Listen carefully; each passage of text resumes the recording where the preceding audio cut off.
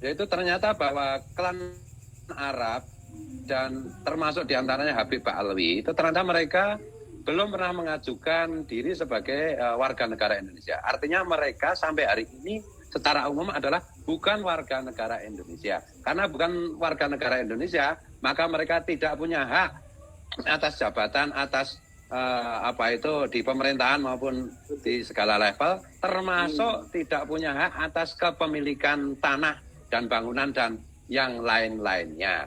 Nah ini Kang Mas sedang mengajukan judicial review ke MK, dan ini apakah bangsa ini mau dijajah, apakah bangsa ini mau diinfiltrasi, apakah eksistensi bangsa ini mau diposisikan dalam bahaya, ini semua tentu saja terserah kita semua sebagai bangsa, sebagai rakyat Indonesia.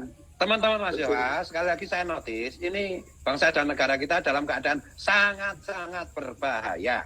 Kalau sampai MK tidak mau bertanggung jawab, kalau sampai para pakar hukum itu diam 1000 bahasa, bergeraklah. Kalau perlu ini saatnya revolusi. Revolusi merdeka.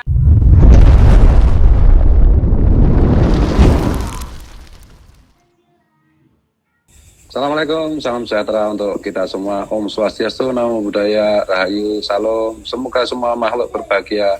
Salam Pancasila, merdeka. Merdeka. Dalam kesempatan kali ini kita ada tamu yang sangat penting, yaitu Raden Gus Subhan dari Terah Derajat. Beliau adalah advokat senior yang nanti akan dieksplor oleh Gus KRAT Fakih Wiradiningrat mengenai topik ini. Nah, pada intinya kalau saya tidak keliru, ini topik kali ini itu adalah adanya fakta yang ditemukan oleh Gus Subhan bahwa ternyata para Habib khususnya dan orang-orang Arab yang ada di Indonesia itu ternyata secara yuridis, secara hukum tidak sah sebagai warga negara Indonesia. Begitu nggih? Nah, moga Gus Fakih, saya persilahkan untuk memulai bersama Gus Subhan. Okay. Baik, terima kasih banyak Kang Masku, Panglimaku, Panglima Laskar Nusantara, Kiai Haji Raden Muhammad Fuad Riyadi di Pleret, Bantul, Yogyakarta. Saya di Jawa Timur, tepatnya Kota Pasuruan. Ini kita kedatangan tamu yaitu Gus Subhan. Nama lengkap beliau saya jelaskan adalah Haji Muhammad Subhan SHMH. Beliau kandidat doktoral UI yang juga advokat senior Pradi. Banyak jejak digital beliau, jejak digital kebangsaan. Beliau juga sudah akrab dengan Gus Dur, nanti ditampilkan di dalam layar nanti terkait ketika beliau dengan Bung Adnan Buyung Nasution di masa muda beliau. Beliau juga Panglima Kehormatan Dayak ya, dan sekian banyak aktivitas kebangsaan beliau yang lain yang nanti akan beliau jelaskan secara singkat, padat dan jelas. Yang paling penting dari bahasan malam hari ini adalah bahasan yang sangat penting, strategis dan bersejarah. Karena Bung Subhan, Mas Subhan ini melakukan suatu aktivitas yang nanti pasti akan menimbulkan gelombang tsunami, akan membuat gelombang pasang di dalam kehidupan kebangsaan Negara Kesatuan Republik Indonesia, di mana beliau mengajukan uji material judicial review ke Mahkamah Konstitusi untuk menggugat mewakili seluruh anak bangsa pribumi Nusantara tentang keabsahan kewarganegaraan seluruh klan Arab, terutama klan Ba'alwi yang akhir-akhir ini begitu meresahkan bangsa, ngaku cucu Nabi ternyata belum terkonfirmasi, membelokkan makam, mengklaim sejarah bangsa dan lain sebagainya. Patut kemudian saya landasi. Nanti Bung Subhan akan memperkenalkan dirinya ya. Tapi patut akan saya landasi sebentar. dalam konstitusi kita, Undang-Undang Dasar Negara Republik Indonesia tahun 45 yang mengatur tentang kewarganegaraan pada pasal 26, dan ini tidak pernah diamandemen. Oke, nanti Bung Subhan akan menjelaskan lebih utuh, lebih rinci. Pasal 26 ayat 1 mendefinisikan, menjelaskan siapa itu warga negara Indonesia. Nah, nanti Bung Subhan akan menjelaskan. Yang kedua, tentang ayat 2 tentang definisi penduduk. Nah, yang ketiga, hal-hal yang belum diatur akan diperjelas di undang-undang aturan hukum di bawahnya.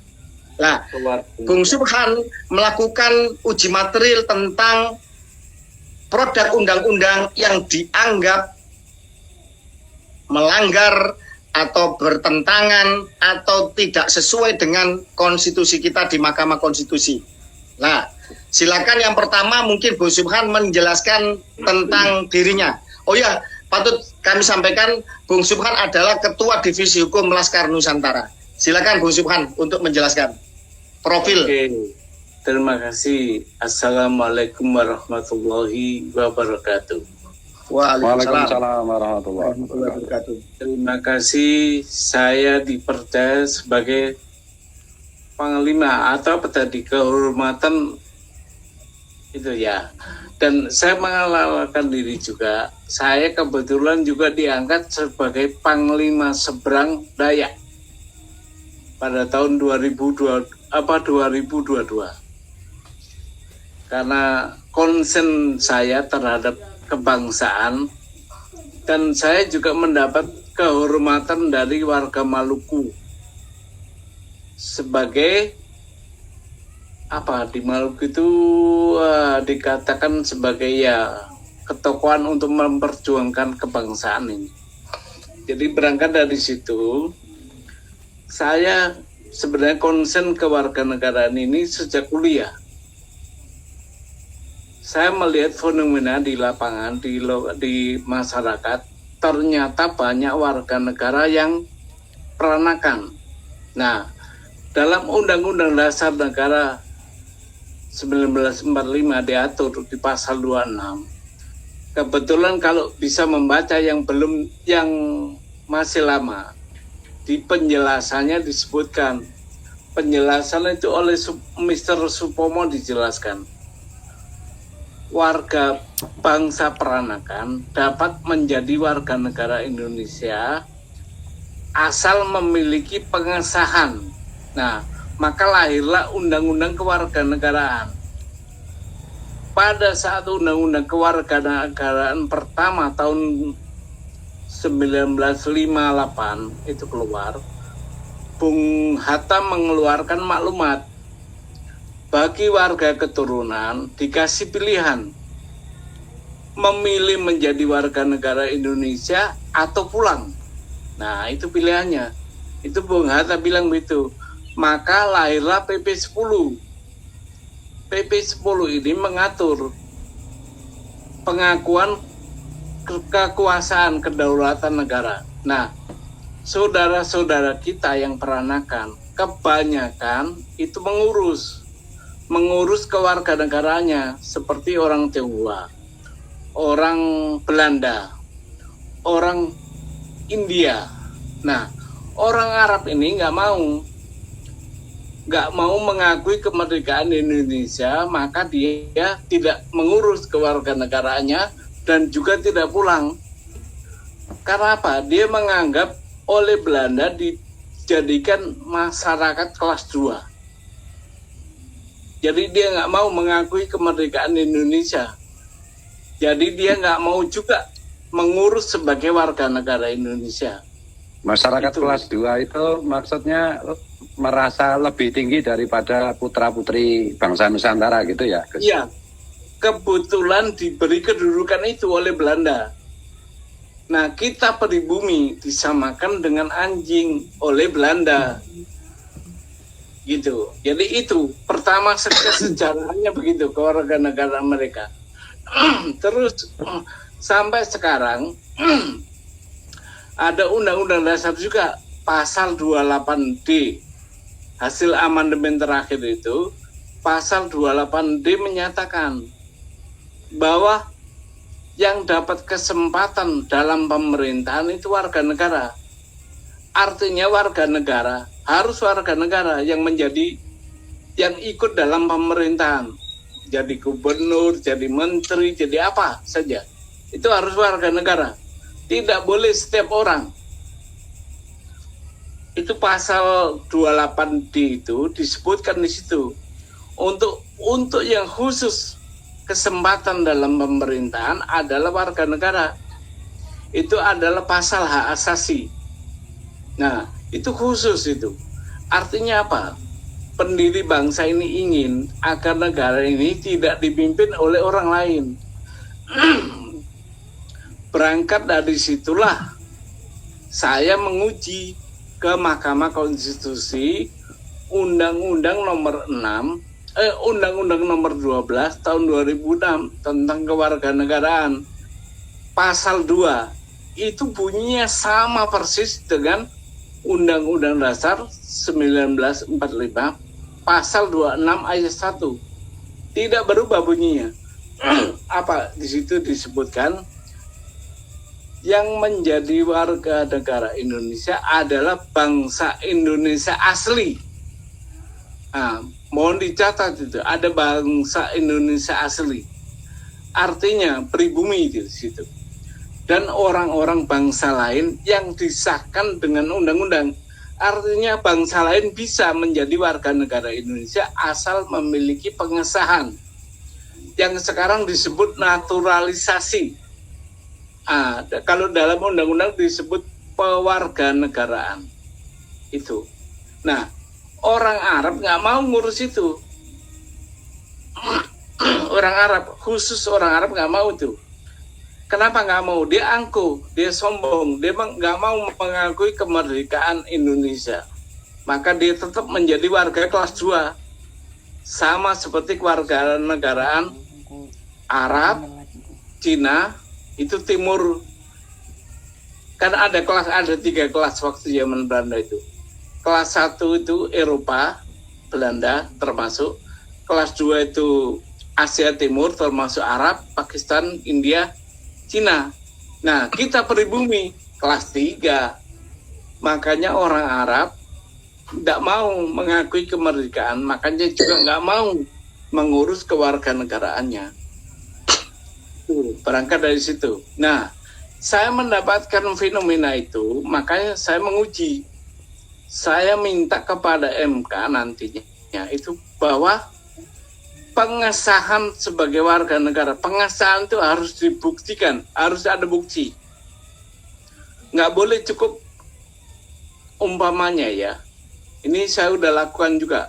Seperti Anies Baswedan. Waktu mau menjadi calon presiden, itu saya gugat. Kenapa?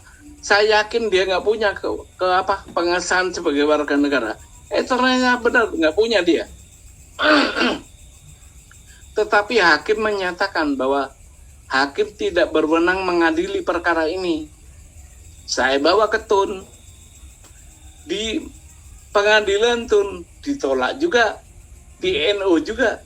Alasannya, saya tidak memiliki kewenangan karena saya bukan peserta pemilu.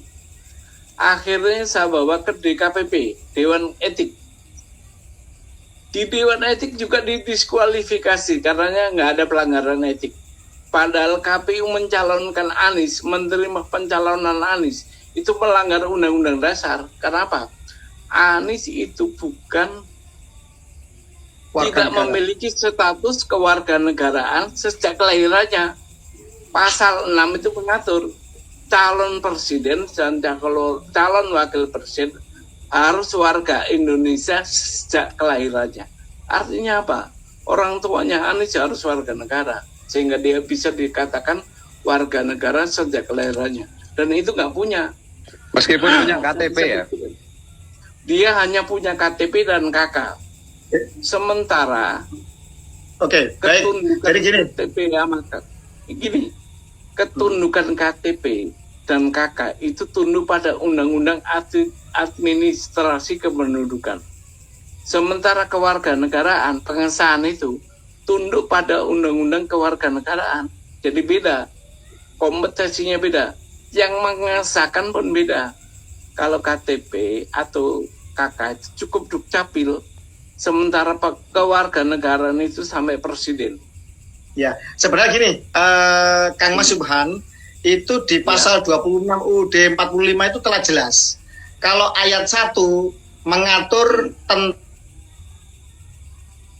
siapa yang menjadi warga negara Indonesia. Yang pertama adalah orang bangsa Indonesia asli. Artinya mereka suku bangsa Indonesia asli seperti Jawa, Sunda, Madura, Minang, Batak, Makassar, Bugis dan lain sebagainya, Papua, itu jelas. Grupnya apa, Gus? Dan Indonesia asli. mayoritas O, C, dan itu otomatis menjadi warga negara. Dan gini, selain orang-orang bangsa Indonesia asli, suku-suku asli bangsa Indonesia, itu adalah orang-orang bangsa lain yang disahkan dengan undang-undang sebagai warga negara. Artinya bangsa lain pun bisa untuk menjadi warga negara Indonesia dengan mengajukan dengan suatu aturan-aturan tertentu, dengan suatu cara-cara tertentu untuk dapat disahkan. Misalkan naturalisasi, asimilasi, atau kalau sekarang marak sepak bola, misalnya bintang sepak bola itu ya, dia punya leluhur orang bangsa Indonesia asli, tapi dia masih harus mengajukan. Dan itu sampai ke presiden, DPR pun sampai dibahas di DPR. Artinya tidak mudah untuk menjadi warga negara Indonesia. Tolong nanti dijelaskan tentang asas warga negara Indonesia menganut sistem apa, Kang Mas Subhan. Itu yang pertama. Yang kedua tadi Gus Suat bertanya tentang apakah tidak bisa dibuktikan warga negara itu hanya dengan memiliki KTP atau akte kelahiran. Tadi Kang Mas Subhan mengatakan tidak bisa karena itu urusannya dengan Dukcapil. Kewarganegaraan beda. Sebenarnya di ayat 2 Undang-Undang Dasar 45 pasal 26 itu diatur penduduk. Jadi penduduk Indonesia ialah warga negara Indonesia. Dan orang-orang asing yang bertempat tinggal di Indonesia. Jadi orang asing pun bisa menjadi penduduk Indonesia. Tidak serta-merta dia adalah warga negara. Jadi begitu. Iya, betul. Jadi definisi yang berbeda antara warga negara, status kewarganegaraan dengan penduduk Indonesia. Itu status yang berbeda, dua hal yang berbeda. Oke, mohon dilanjut. Saya jelaskan. Berangkat dari pasal 26 Undang-Undang Dasar itu, kita bisa mengkategorikan bahwa warga negara Indonesia itu terdiri dari dua. Satu dari bangsa Indonesia asli, kedua dari bangsa lain yang disahkan dengan undang-undang. Artinya ada dua karakter WNI ini. Jadi yang berasal dari bangsa Indonesia asli dan bangsa lain yang disahkan dengan undang-undang. Itulah warga negara. Nah, siapa saja yang boleh? Semua orang boleh, tapi boleh di sini dengan syarat. Syaratnya apa? Mengajukan. Banyak syaratnya. Itu diatur dalam Undang-Undang Nomor 12 Tahun 2006. Indonesia menganut ius sanguinis. Artinya bukan kelahiran. Menganut pada darah. Jadi warga negara Indonesia itu ngikut bapaknya. Darah bapaknya. Misalnya warga negara Amerika kawin dengan perempuan Indonesia, itu anaknya kalau menurut Indonesia itu anaknya orang Amerika. Tapi menurut Amerika itu menganut asas ius soli, daerah. Jadi di mana dia tempat dia lahir, dia menjadi warga negara. Nah, di Indonesia dikasih pilihan. Nanti pada saat anak itu umur 18 tahun, disuruh pilih. Kau menjadi warga negara Indonesia di mana kau lahir, atau menjadi warga negara Amerika di mana bapakmu orang Amerika. Nah, begitu. Nah, kalau penduduk gampang. Karena orang asing pun boleh punya KTP. Tapi juga ada syarat. yang jelas penduduk dengan warga negara itu beda. Kalau penduduk tunduk diatur pada pasal 26 ayat 2. Benar kan Mas itu? Kalau kewarganegaraan diatur pasal 26 ayat 1. Itu. Oke. Jadi beda. Jelas. Jadi beda. Beda Jelas sekali. pengaturannya. Oke. Gitu. Dan ini saya penelitian di lapangan juga, ternyata orang-orang Tionghoa, saudara kita, itu mayoritas mengurus kewarganegaraannya. Makanya dia ada ganti nama. Itu dia tunduk pada ya, yang dikenal oleh mereka itu P10, yaitu ketundukan dia mengurus sebagai warga negara. Nah, dia juga ada yang pulang di negerinya, ke negerinya dia juga ada pulang. Contohnya, pernah ada polemik mengenai Ahok. Ingat, Ahok itu kata Yusril, kata Prof. Yusril, nggak bisa menjadi calon presiden. Karena apa? Ahok saat lahir itu orang tuanya belum warga negara Indonesia, baru proses urus. Keluar kewarganegaraannya Indonesia tahun 80-an, kata Yusril.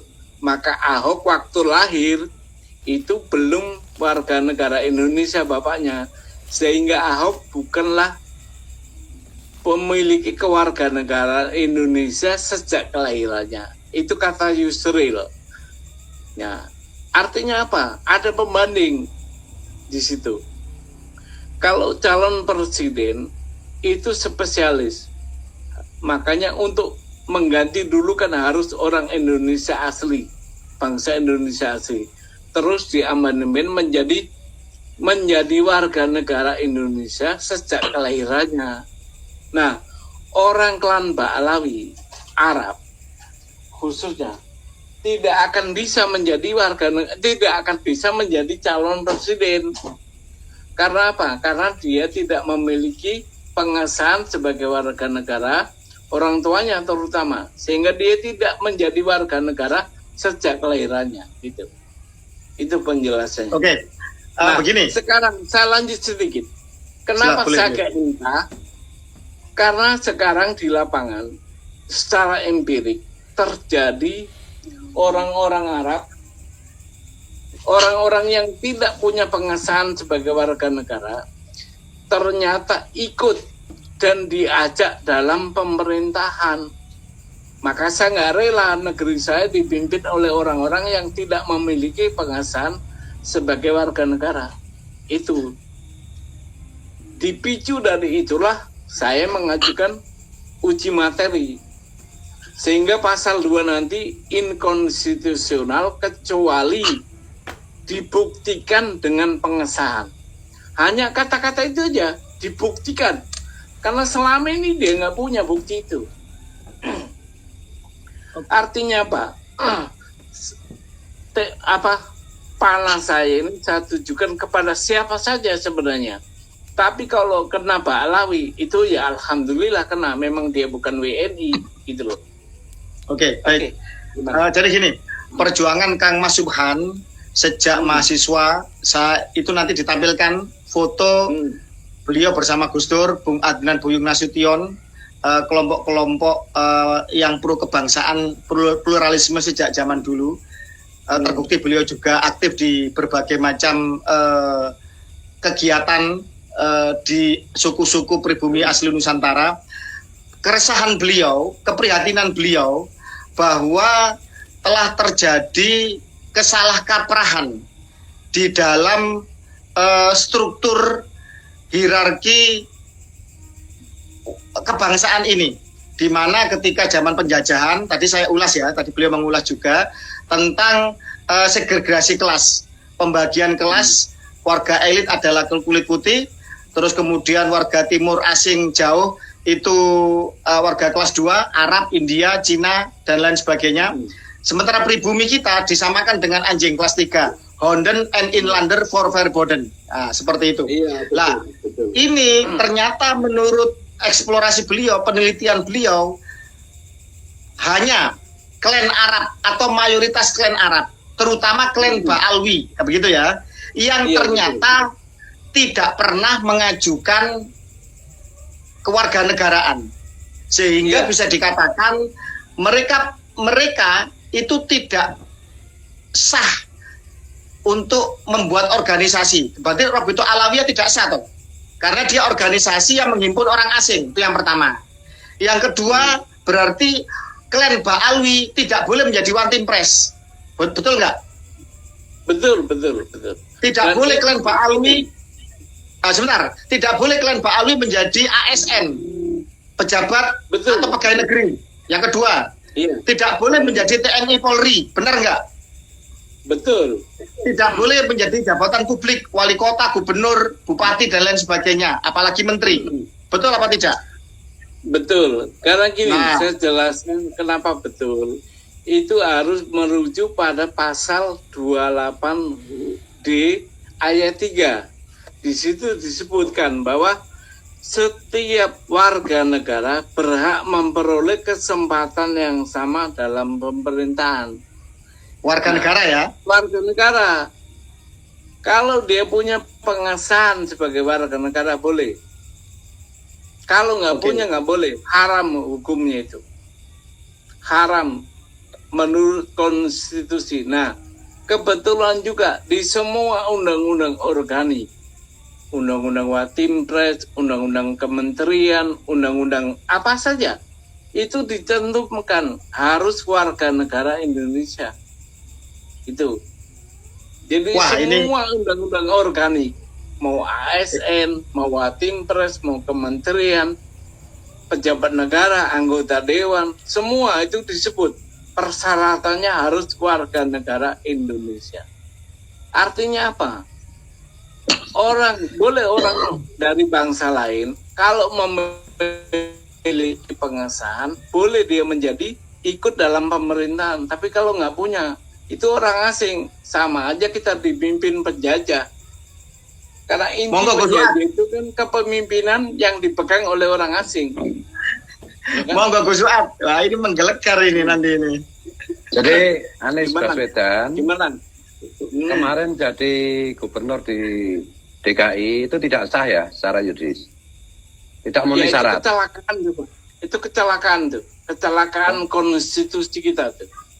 Kemudian sekarang ini pejabat-pejabat bupati, wali kota atau gubernur atau yang di TNI atau yang di Polri dari klan Habib dan Arab lainnya, itu berarti mereka secara yuridis wajib dipecat karena bukan warga negara Indonesia. Dan yang pertanyaan saya begini, Kang Mas Van, gimana?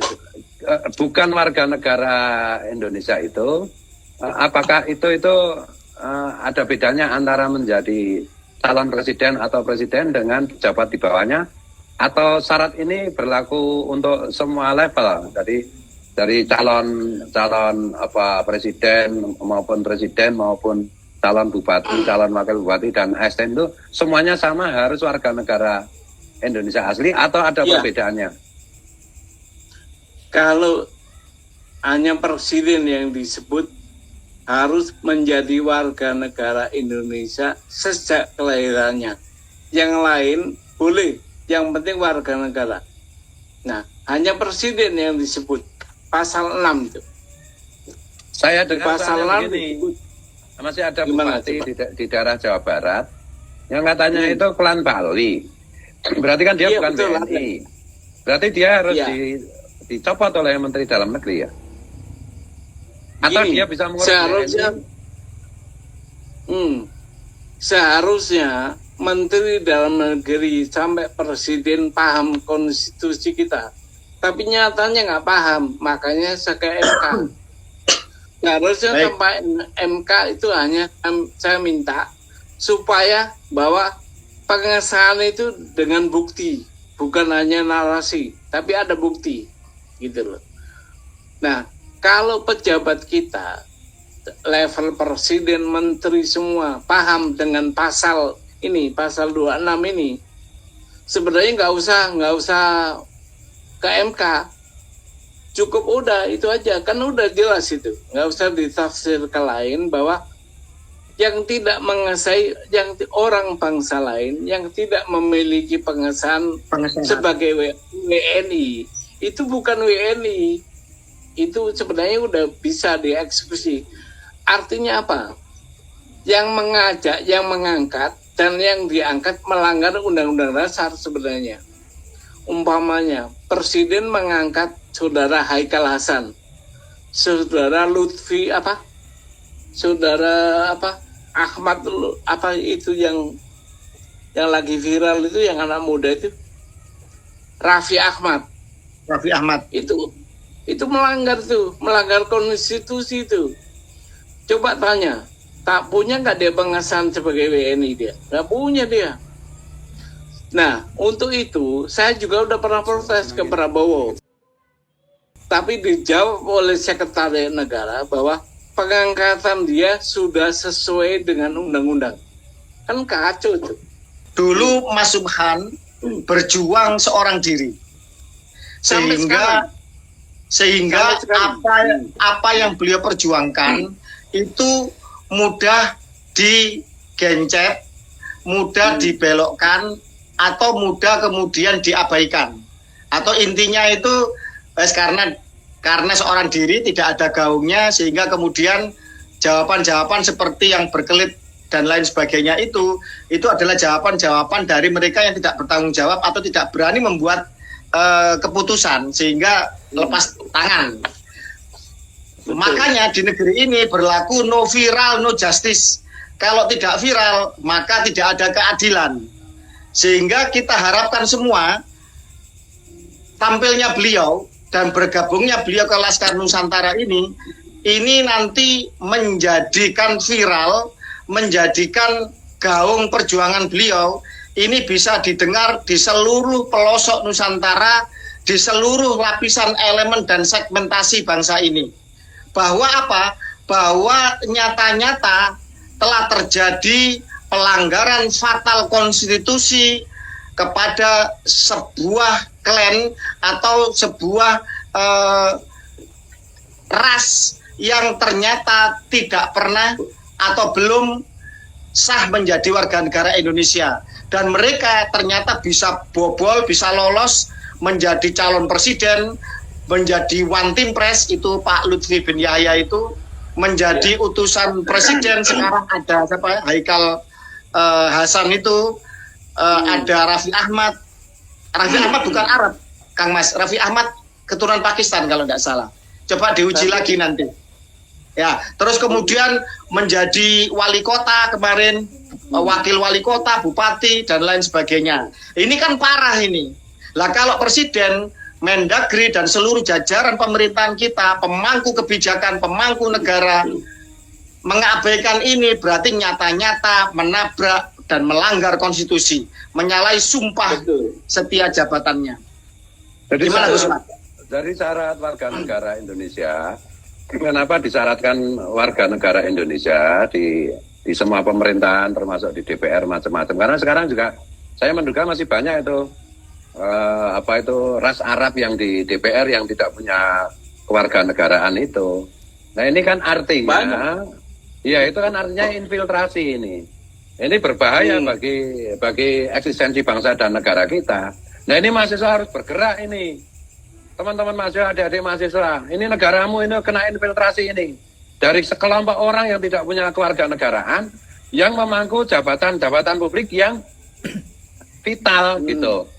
Jadi ada di militer, ada di kepolisian, ada di DPR, ada dari wali kota, bupati, wakil wali kota, wakil bupati, bahkan kemarin tuh jadi gubernur si Anies itu, bahkan kemarin sempat menjadi capres. Nah ini bahaya ini eksistensi bangsa kita ini. Mahasiswa harus ini, saya notice adik-adik mahasiswa ini, bergeraklah teman-teman adik-adikku mahasiswa. Ini bangsamu, negaramu sedang diacak-acak oleh para penyusup ini. Bukan warga negara Indonesia, tetapi menduduki jabatan-jabatan strategis politis yang sangat vital untuk bangsa dan negara ini. Dan presiden harus tegas dong. Saya gitu sejak Gerindra berdiri saya bela terus loh sama Pak Prabowo. Sejak rekam saya jelas loh. Karena saya percaya Pak Prabowo itu akan bersikap tegas, jelas, tidak pengecut. Seperti yang dikritikan oleh Gus Dur itu, bangsa kita ini bangsa pengecut, tidak berani menghukum yang bersalah. Ini orang-orang yang bukan warga negara Indonesia, menduduki jabatan-jabatan tertentu seperti itu kan tidak sesuai undang-undang. Ini salah, ini harus dihukum. Itu. Oke, betul. Ya. Jadi gini, mudah-mudahan MK mendengar aspirasi ini. Jadi MK itu cuma saya memohon untuk dibuat sebuah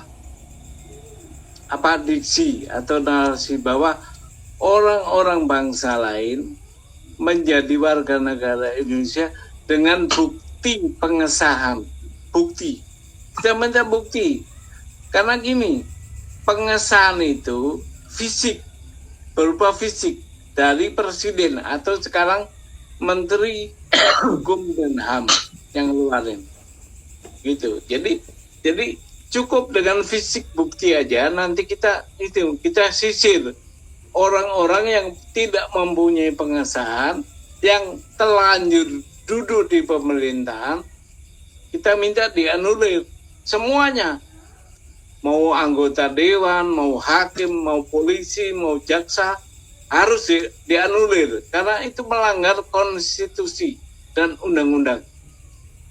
Oke, baik. Tujuan saya itu. Saya begini. Sebentar Kang Mas. Ya. Ini soal ormas. Ormas itu kan keberadaannya, eksistensinya secara yuridis kan harus didirikan oleh warga negara Indonesia. Orang yang tidak punya kewarganegaraan Indonesia, maka dia tidak berhak mendirikan ormas. Dan kalau dia mendirikan ormas itu harus dibakar, itu harus dihapus, itu harus dibubarkan, itu seperti Robito Alawiyah itu. Mereka kan orang-orang yang bukan warga negara Indonesia. Gimana nih Mas Kang Mas Subhan dan Gus Pake? Kalau Robito Alawiyah, saya punya klonya lain. Itu dia sebuah pelanggaran hukum. Jelas. Jadi organisasi yang membuat pelanggaran hukum. Apa pelanggarannya?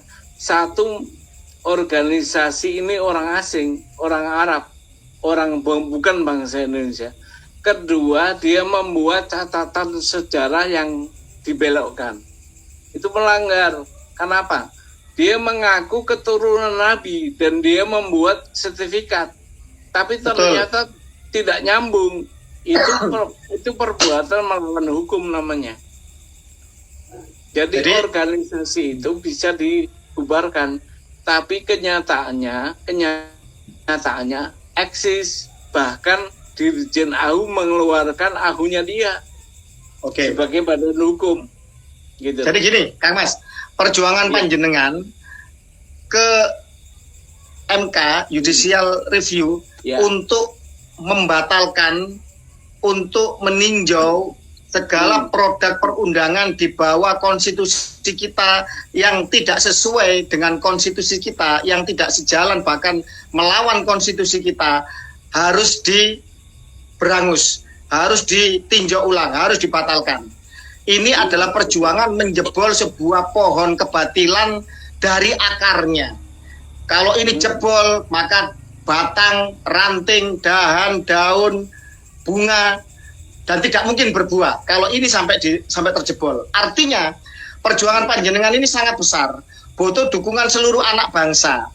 Saya yakin kemarin panjenengan menggugat ke pengadilan Jakarta kalau nggak salah ya, masalah Anies Baswedan yang nyalon ya, KPU juga nyalon menjadi calon presiden kemarin. Ternyata hakim menyatakan bukan wewenang kami untuk memutuskan dan lain sebagainya lah. Pokoknya berkelit lah. Artinya pasti nanti akan ada lobby-lobby karena ini kepentingan yang sangat besar.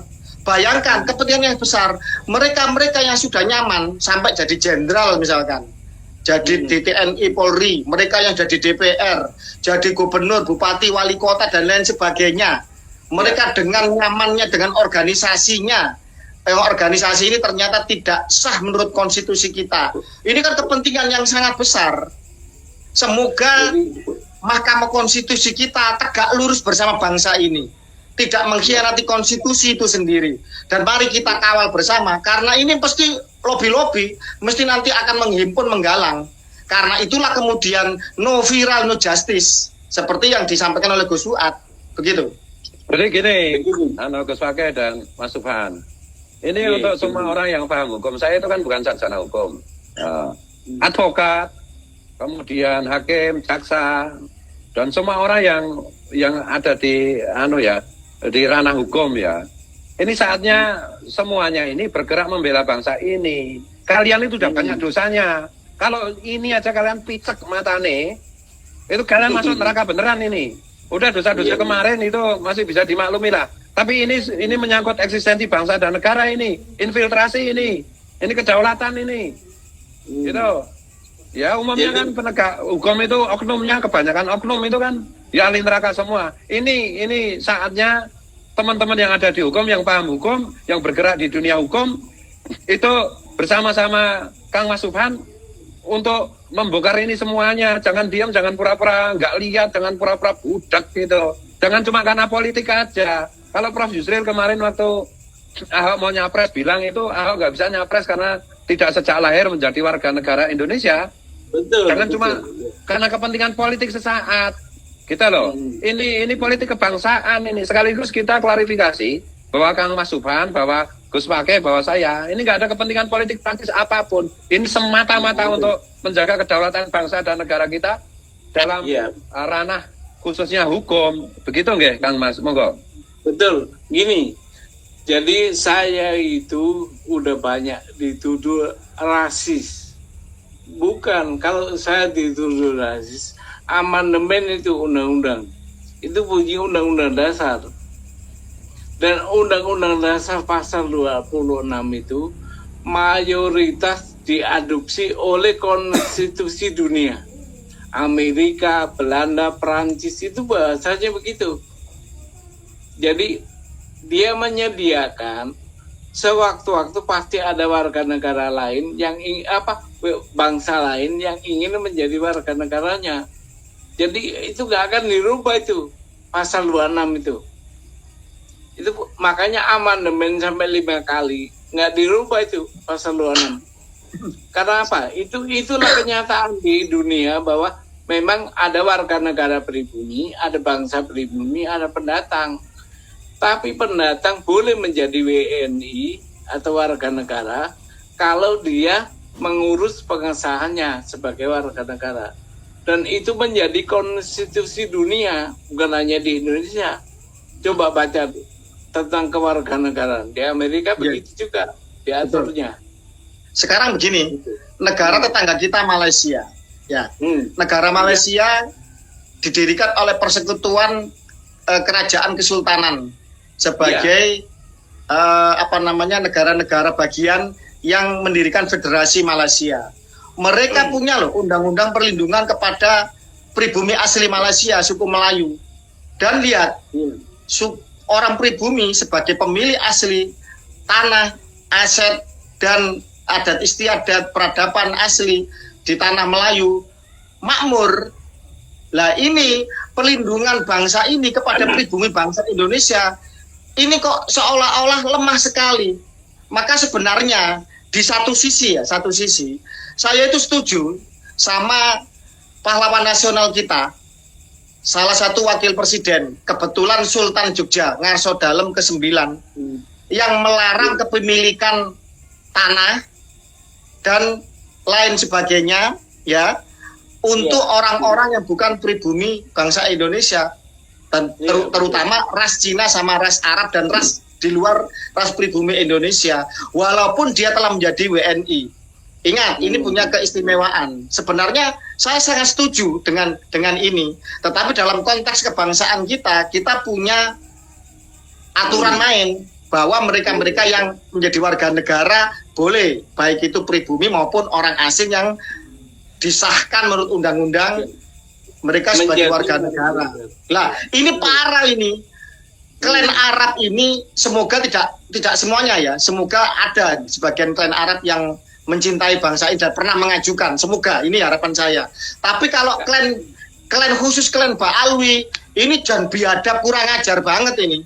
Sudah mereka bukan WNI, bukan warga negara, mereka makan, minum, berak, ya dari bumi ini, ndawir ngerampok kepada pribumi kita, memuji-muji Tarim, memuji-muji Yaman. Oh, coba ayo kita survei, kita kumpulkan mereka, suruh mereka pindah ke Yaman sana, negeri yang katanya penuh barokah, pintu surga. Mau nggak mereka? Dobel semua itu. Belum lagi mereka ngaku cucu Nabi, kemudian dengan segala macam cita-cita yang kurang ajar, makam-makam leluhur kita dibelokkan, dan kejahatan-kejahatan kebangsaan lain, merasa tidak setara, merasa rasnya lebih unggul. Ini kan bangsat sekali, non sewu. Ini kata-kata sarkastik. Karena apa? Melihat kenyataan ini, saya kok semakin, wah ini tidak bisa dibiarkan ini. Ternyata mereka bukan warga negara Indonesia. Mereka, mereka orang asing yang sekian ratus tahun dibawa oleh Belanda dan hidup di tengah-tengah kita, dan hingga detik ini masih sombong dan masih arogan. Wah ini harus dikasih pelajaran, harus dipertegas ini narasi kita. Monggo Gus. Jadi sebenarnya ada contoh menarik. Kita harus tegakkan peraturan gitu. Peraturannya apa adanya ya harus kita tegakkan. Yang salah juga harus dihukum, kan begitu. Nah ini kan mereka salah, mereka bukan warga negara. Yang saya mau tanyakan gini Kang Mas Subhan, apakah warga negara yang tidak punya kewarganegaraan Indonesia itu punya hak milik atas tanah gitu? Kalau tidak punya hak, kalau punya hak tidak masalah. Kalau warga tidak punya kewarganegaraan, terus sekarang memiliki tanah, berarti konsekuensinya kan tanah itu harus disita oleh negara juga kan? Kembalikan pada negara. Betul. Di hukum agraria, tanah dan air itu dikuasai oleh negara dan semakmur untuk kemakmuran bangsa Indonesia. Orang tidak boleh memegang hak, dia harus melepaskan hak miliknya dia. Tanah di Indonesia boleh memiliki tanah di Indonesia, apalagi hak milik. Nah ini Habib punya itu, udah punya. Jadi negara itu wajib menyita harta milik berupa tanah dan bangunan dari para Habib yang bukan warga negara ini ya? Mestinya sampai ke sana efeknya. Harusan. Tapi orang kita, pejabat-pejabat kita permisif sama mereka. Semua dilayani kayak warga negara Indonesia gitu loh.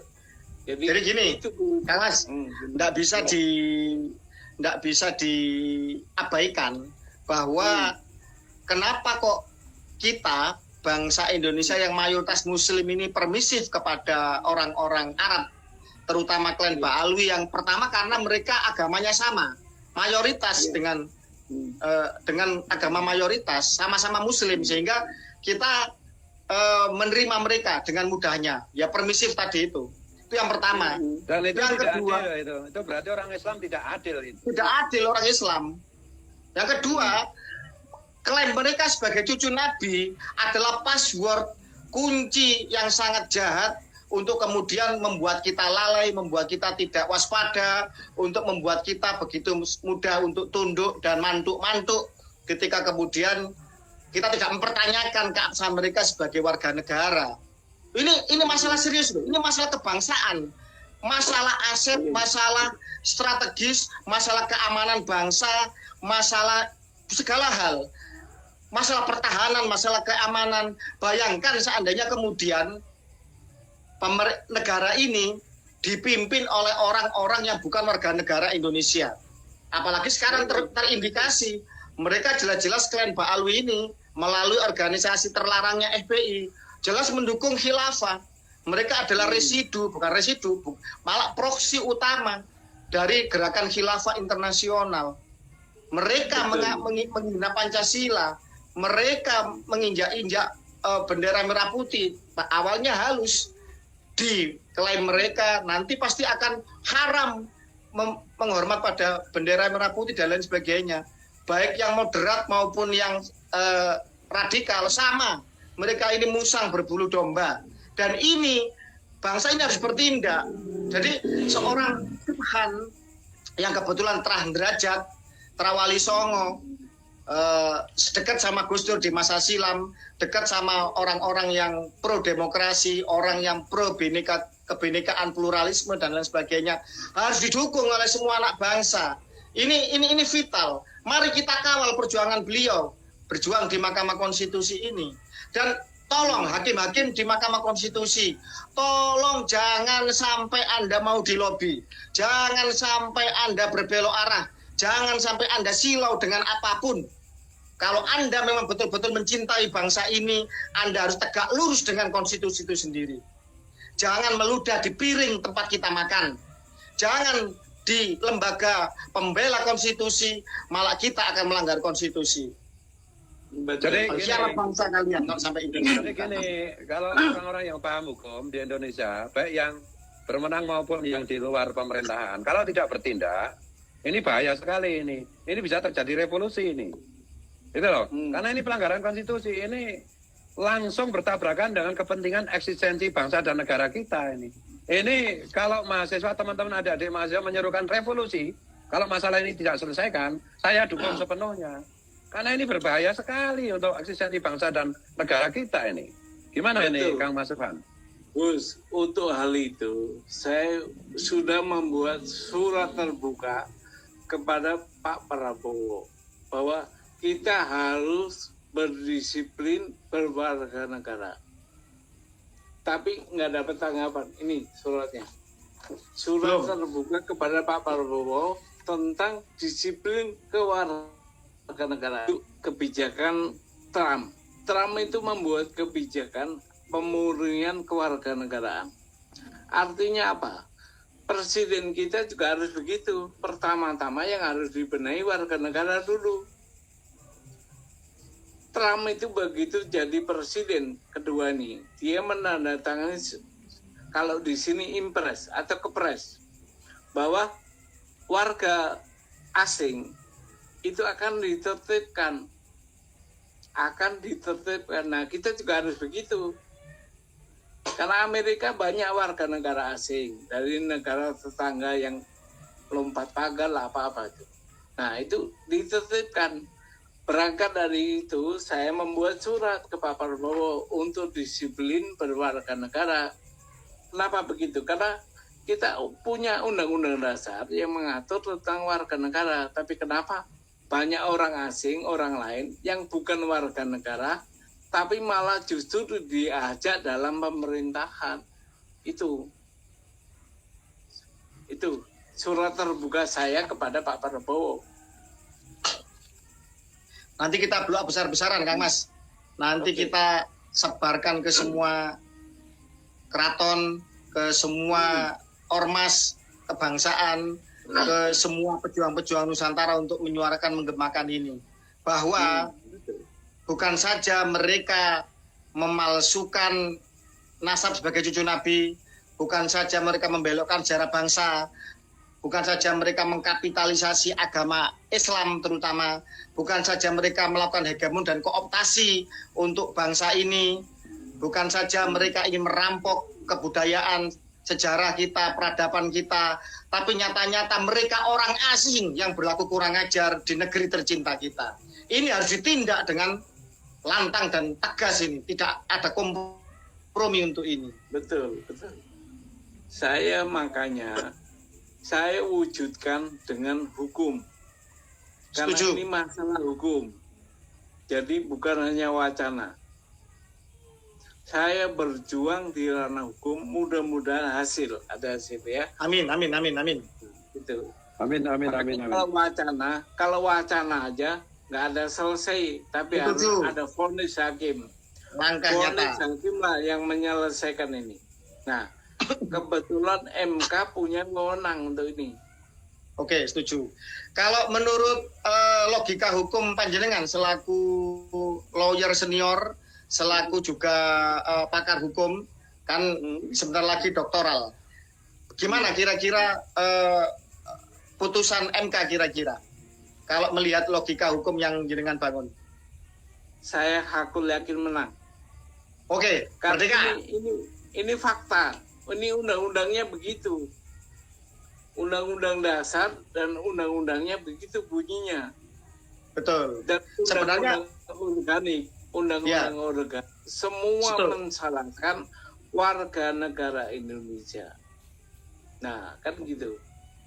Oke. Jadi kalau Sebenarnya bukan warga negara, kalau bukan warga negara, betul. dia Sebenarnya tidak memiliki hak Ya, menjadi oke. apa aja di negara ini. Sebenarnya redaksinya di dalam konstitusi pasal 26 itu ayat 1 dan ayat 2 sangat-sangat jelas dan gamblang. Jelas, iya, nggak perlu Jelas, penafsiran. gamblang sekali sebenarnya. Tidak perlu multi tafsir macam-macam, interpretasi yang bulat-bulat untuk bisa merasionalkannya, untuk bisa memahaminya. Orang yang non sewu, orang yang belajar bahasa Indonesia saja pasti bisa menafsirkannya dengan sangat jelas dan gamblang itu. Betul. Tinggal batu ujinya itu di sini. Punya nggak orang itu pengesahan yang orang Itu. bangsa lain? Hanya itu. Nah, Oke. pengesahan itu harus dibuktikan. Oke. Dibuktikan dan itu tidak boleh dengan KTP atau KK. Karena pengesahan sebagai warga negara itu namanya SBKRI itu ada. Ya, sekarang saya tanya Kang Mas, sekarang saya tanya. Iya. Di bangsa ini 4 golipat itu bisa, nun sewu. Perizinan yang sulit bisa jadi mudah. Ngurus SIM walaupun belum bisa nyopir, nun sewu. Banyak indikasi ya, banyak indikasi. Lewat jalan belakang tiba-tiba keluar SIM-nya. Mungkin enggak ini? Ayo kita kawal bareng. Mungkin enggak ini? Orang-orang yang kadung jadi DPR, menteri, menjadi jabatan publik yang mentereng, bupati dan lain sebagainya, habis miliatan money politik untuk kampanye dan lain sebagainya, itu tiba-tiba memiliki pengesahan, tiba-tiba dia ngurus jalan belakang, mungkin enggak? Gini, proses pengesahan itu butuh waktu. Oke. Butuh waktu, nggak bisa seminggu, 2 minggu, sebulan, 2 bulan, tahun. Oke, pemirsa dengar ya, ngurus pengesahan menjadi WNI tidak bisa seperti membalikkan tangan ngurus SIM. Karena ini ada syarat, banyak syaratnya itu. Ya. Jadi nggak kayak ngurus SIM, nggak kayak ngurus KTP, beda. Dan itu pengesahannya oleh Presiden yang sekarang didelegasikan kepada Menkumham. Oke. Gitu ya. Jadi nggak bisa tiba-tiba begitu bisa punya pengesahan, nggak bisa. Jadi bila menurut aturan yang jelas itu tidak mudah dan serta-merta begitu saja tiba-tiba saya yang terbukti belum pernah mengajukan pengesahan bapak saya atau kakek saya tiba-tiba saya celing, saya tiba-tiba loh ini saya jadi bupati sah karena saya sudah punya pengesahan, saya sudah ngurus pengesahan. Tidak bisa ya? Nggak bisa, karena gini, itu terdaftar dalam berita negara. Oke. Nggak bisa. Baik. Kalau KTP nggak perlu. Kalau pengesahan warga negara itu ada nomor serinya, ada berita negara. Dicatat di sana, ya. Monggo Gus Suat, kemungkinan apa yang bisa ini perjuangan ini harus didukung, monggo. Apakah ini sudah semuanya disampaikan Kang Mas Subhan? Atau masih ada yang perlu disampaikan lagi? Saya ingin menyampaikan, andai kata MK menolak, tapi dia nggak akan merubah Undang-Undang Dasar. Dan ini Undang-Undang Dasar masih berlaku. Artinya apa? Andai kata tanpa putusan MK, kita yang peduli menyuarakan undang-undang ini, gitu loh. Jadi ada kemungkinan MK masuk angin ya, kemungkinan ya. Selalu ada. Potensi itu selalu ada. Potensi mafia hukum, potensi kepentingan politik di atas kepentingan kebangsaan akan selalu ada. Selalu ada. Karena dia manusia juga. Dia manusia juga kan. Oke, makanya kalau bisa Gus Fuad ini juga disuarakan kepada pejabat-pejabat kita yang punya concern terhadap kebangsaan. Karena tidak semua pejabat kita punya concern ini. Ya, contohnya umpamanya Pak Dudung, itu boleh itu. Banyak sebenarnya banyak pejabat kita yang masih mencintai bangsa ini, yang masih bersifat kenegarawanan, yang lebih peduli terhadap bangsa ini dibanding jabatan politiknya, dibanding untuk nun sewu memperkaya diri, dibanding untuk ketenaran dan keselamatan posisinya. Masih banyak, saya yakin para mereka yang berhati mulia, yang menjadi pejabat publik pemangku di negara ini, saya yakin. Jadi gini, kan terus saya ingin nyampaikan bahwa saya ke MK itu dikasih waktu 14 hari ke depan, udah mulai sidang. Kalau ada dukungan moral, terima kasih banyak. Karena gini, saya mengajukan sendirian nih. Gitu, itu aja. Gimana kira-kira? Ada nggak kira-kira yang membantu dukung lah? Yang mendukung itu gini, gini dulu, dukungan bisa disampaikan dengan cara apa? Itu loh, sahabat pengadilan. Umpama bahwa untuk dikabulkan, itu boleh bersurat ke MK. Nah, itu tokoh masyarakat atau siapa nanti mendukung saya dengan apa, sahabat pengadilan itu namanya. Jadi gini, Kang Mas Subhan, untuk menjawab itu, saya dan Gus Fuad Pleret ini juga menjadi inisiator, dan saya juga deklarator. Juga kami anggota kehormatan PWI Laskar Sabilillah. Di Laskar Raja Wali Songo kami juga penasehat. Laskar Nusantara kami juga Panglima dan Sekjen. Kemudian juga di organisasi-organisasi ormas lain, ada Gema Pancasila, ada laskar-laskar dan lain sebagainya kebangsaan. Itu nanti akan kami kirimkan video ini untuk concern mereka. Nanti untuk format dukungan perjuangan panjenengan kepada MK nanti akan kita galang. Betul. Tapi diwujudkan dengan surat.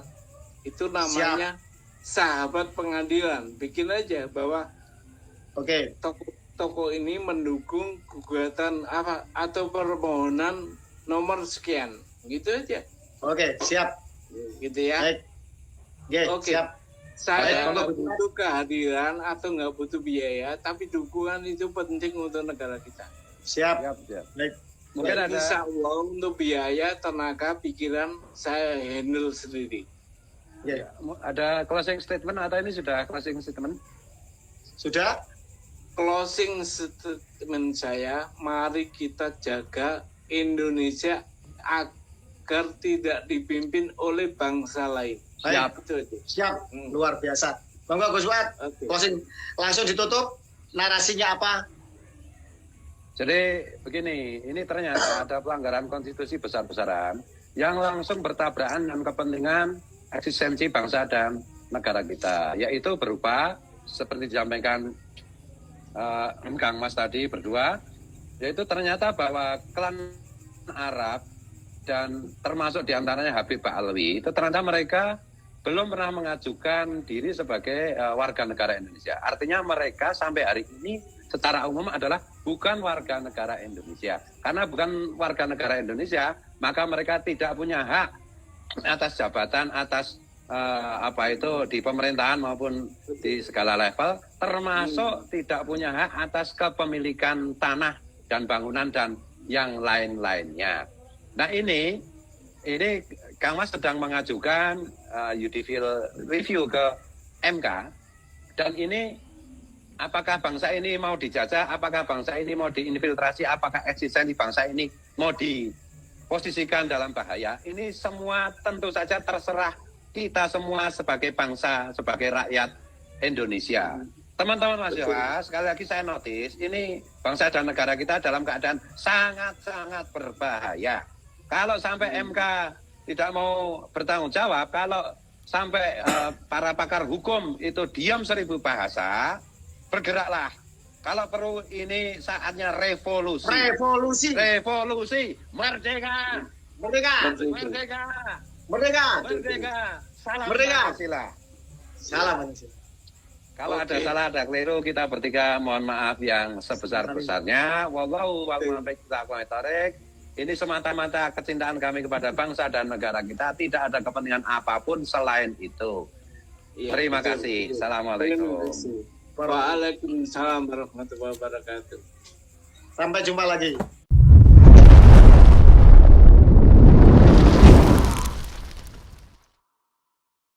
Itulah tadi pernyataan dari Gus Fuad serta kawan-kawan yang membongkar bahwa kabib-kabib yang ada di Indonesia ternyata masih belum terdaftar sebagai WNI.